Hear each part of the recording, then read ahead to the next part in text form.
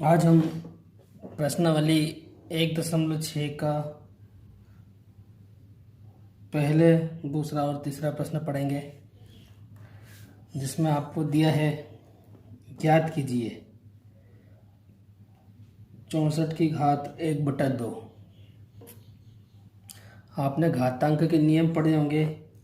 इस प्रश्नावली में घातांक के नियम के आधार पर इन प्रश्नों को हल करना होगा। हम पहला सवाल करते हैं। तो इसका हल लिखा।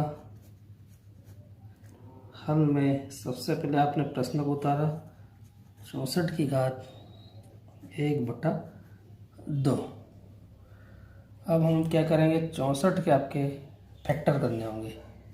फैक्टर मतलब कि जो 64 है, या फिर इसका एक शॉर्टकट और हो सकता है कि आपको ये देखना है कि जो 64 है वो किसका वर्ग है।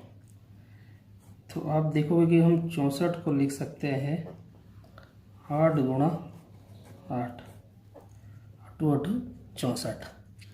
तो यहाँ पर मैंने लिख दिया कोष्टक के अंदर 8 गुणा 8, उसकी घात 1/2। इसके बाद फिर क्या किया आपने, जो 8 है वो कितनी बार है, 2 बार है। आधार समान हो तो घातें जुड़ जाएगी। तो यहाँ पर भी 8 की घात 1 पढ़ेंगे, यहाँ पर भी 8 की घात 1 पढ़ेंगे। ये हो जाएगा 8 की घात 1 धन 1 कोष्टक बंद, उसकी घात 1/2। तो ये हो जाएगा 8 की घात 2 और पूरे की घात 1/2। यहाँ पर आप सूत्र भी लिख सकते हो, जो यहाँ पर फार्मूला आपका लगा है। तो कौन सा, a की घात x गुणित a की घात y, तो बराबर हो जाएगा a की घात x धन y। तो a की जगह हो जाएगा 8, x की जगह 1 और y की जगह भी यहाँ पर 1 हो जाएगा। तो इस फार्मूले के माध्यम से आधार समान हो तो घातें जुड़ जाएगी। यहाँ पर आधार 8 हो गया, इसकी घात 1, इसकी घात 1, 1 और 1 2। तो 8 की घात 2 और पूरे की घात 2। फिर एक और फार्मूला होता है कि घातों के ऊपर घातें हो, जैसे a की घात x और उसकी घात y। तो क्या होगा, अगर घात के ऊपर घात हो तो घातों का गुणा होगा। तो इस फार्मूले से क्या हो जाएगा, a की घात x गुणा y। ठीक इसी प्रकार इस सवाल में भी होगा, a की जगह 8 है, x की जगह 2 है और y की जगह 1/2 है। इस फार्मूले को हम ट्राई करेंगे। तो 8 की घात 2 और पूरे की घात हो जाएगा 1/2।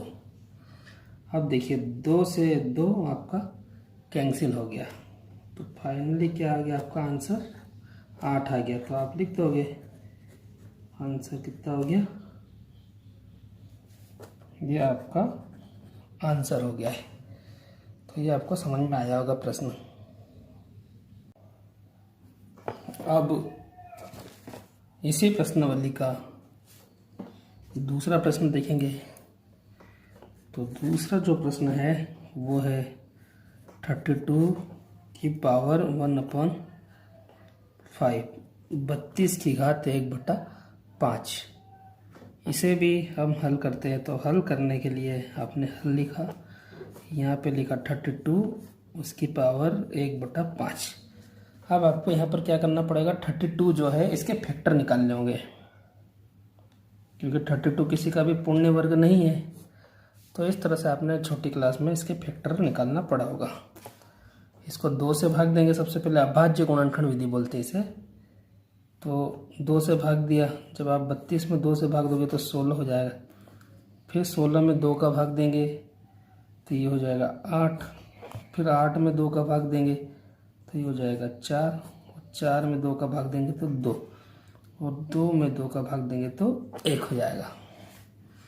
तो यहाँ पर हम लिख सकते हैं 32 की जगह 1 2 3 4 5, 5 बार 2 को गुणा में लिख सकते हैं। तो 2 गुणा 2 गुणा 2 गुणा 2 और गुणा 2, और उसकी घात कितनी हो जाएगी, 1/5। यहाँ पर फिर आप क्या करोगे, फिर यही वाला फार्मूला लग जाएगा जो हमने पढ़ा था। कि आधार समान हो तो घातें जुड़ जाएगी। तो अब 2 की घात देखिए सब जगह कितनी है, एक, यहाँ पर भी एक है, यहाँ पर भी एक है, यहाँ पर भी एक है, यहाँ पर भी एक है। तो इस तरह से क्या हो जाएगा, 2 की घात 1 धन 1 धन 1 धन 1 5 हो जाए और 1/5। फिर आप लिख लीजिए, सबको जोड़ दो आप, 1 2 3 4 5 हो जाएगा। तो ये 5 लिख दिया और उसकी घात हो गई 1/5। फिर देखिए अब यहाँ पर आप फार्मूला भी लिख सकते हो, a की घात x गुणित a की घात y बराबर a की घात x धन y। ये आपका फार्मूला हो जाएगा। फिर देखिए घातों के ऊपर घाते हो तो घातों का गुणा होता है, तो ये वाला फार्मूला भी आप नोट कर सकते हो, a की घात x पूरे की घात y, तो a की घात x गुणा y। तो ये वाला फार्मूला यहाँ पर लग जाएगा। तो 2 की घात हो जाएगी आपकी 5 और पूरे की घात 1/5। अब देखिए 5 से 5 कैंसिल हो जाएगा। तो फाइनली क्या बचा आपका, 2 बच गया। तो ये आपका क्या हो गया आंसर कितना निकला आपका 2, इस प्रश्न का उत्तर। तो आपको दूसरा प्रश्न भी समझ में आया होगा।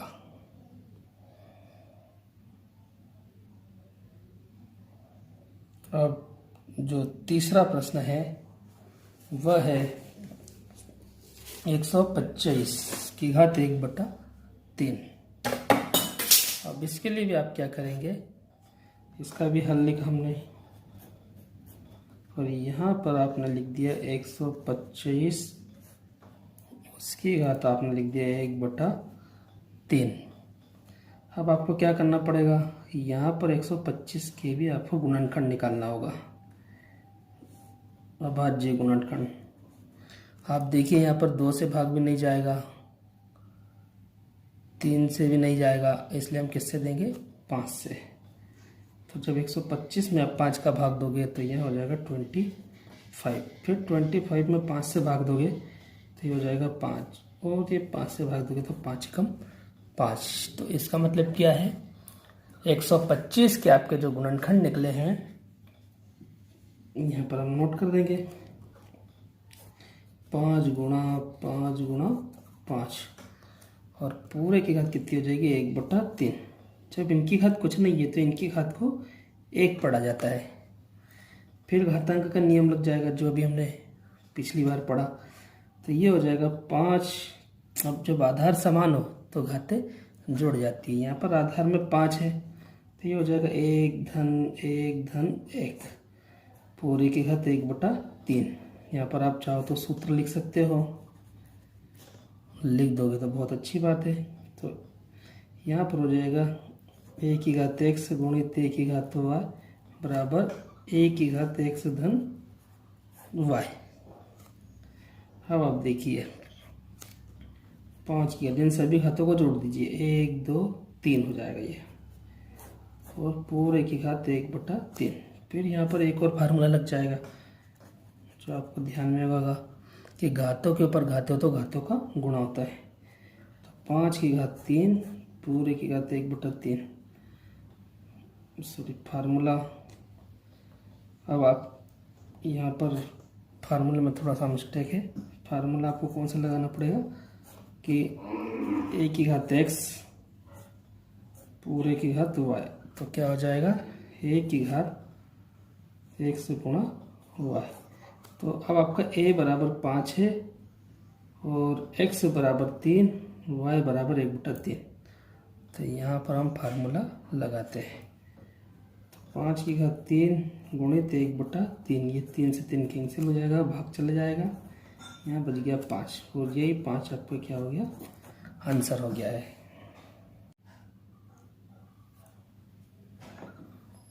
तो प्रश्न है यहाँ पर ज्ञात कीजिए 9 की घात 3/2 है और इसमें भी आपको घातांक के नियमों से प्रश्न को हल करना होगा। तो 9 को क्या लिख सकते हैं हम 3 गुणा 3। अब देखिए 3 गुणा 3 9 की जगह लग दिया पूरी की घात 3/2। यहाँ पर जो फार्मूला होगा घातांक का a की घात x गुणा a की घात y। तो क्या हो जाएगा a की घात एक्स धन वाई। तो इस फार्मूले को यहाँ पर अप्लाई करते हैं, क्योंकि यहाँ पर 3 की घात 1 है, यहाँ पर भी 1 है, तो 3 की घात हो जाएगा 1 धन 1 पूरे की घात 3/2। अब आप देखिए 3 की घात कितनी हो जाएगी, 2 हो जाएगी, और पूरे की घात 3/2 हो जाएगी। अब आप देखिए यहाँ पर फिर एक फार्मूला लग जाएगा कि घातों के ऊपर घात हो तो a की घात x और पूरे की घात y, तो a की घात x गुणा y, ये वाला फार्मूला आपका लग जाएगा। अब घातों के ऊपर घाते हो तो घातों का क्या हो जाता है, गुणा, तो 3 की घात 2 गुणा पूरे की घात 3/2, तो यह 3 से यह 3 कट जाएगा। फाइनली जो आपका हो जाएगा यहाँ पर 3 की घात 3 हो जाएगा जो बच गया। 3 की घात 3 को आप क्या कर सकते हैं, 3 का 3 बार गुणा लिखना होगा आपको, और जब आप 3 का 3 बार गुणा करेंगे तो 3 तिया 9 और 9 तिया 27, यह इसका आंसर होगा।